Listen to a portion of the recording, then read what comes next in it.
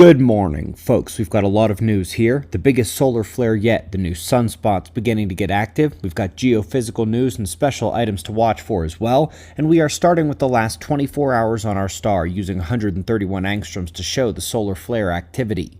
Several big ones from the departing spot and one on the left from the new incoming active regions. We're still able to see the flaring of the big one that turned out of view from over the limb here. We'll get a chance to see if it survives the far side in about 2 weeks.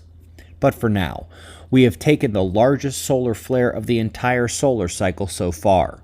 X8.8 erupted as it turned out of view, and luckily this one was not aimed at Earth. This flare alone was more powerful than the 4 impacts that triggered the solar storms last weekend. While its CME is going to miss the Earth, its ionization via X-rays lit up the Americas pretty good yesterday. High-frequency radio blackout for about an hour, and a magnetic crochet that disrupted several systems, including the official government space weather monitoring and notification system.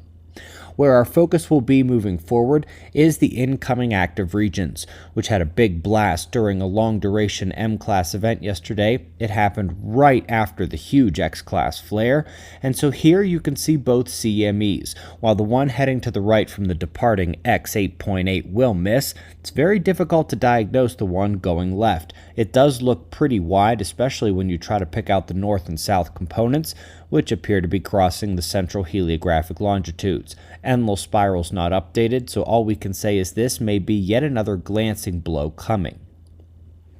Folks, this is interesting. We took the record aurora in this past weekend's solar storm. More than 300 network disruptions, a 28 times normal uptick in local infrastructure issues, and this, the GPS system most widely used by agro equipment, went down.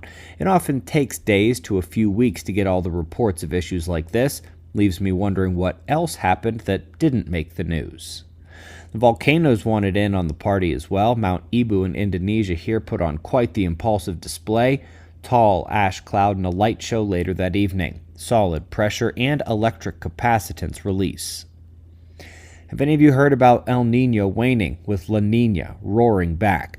Good signature of that here on the west coast of South America. The temperature anomaly shows blue there, and that's your key signature of a developing La Niña.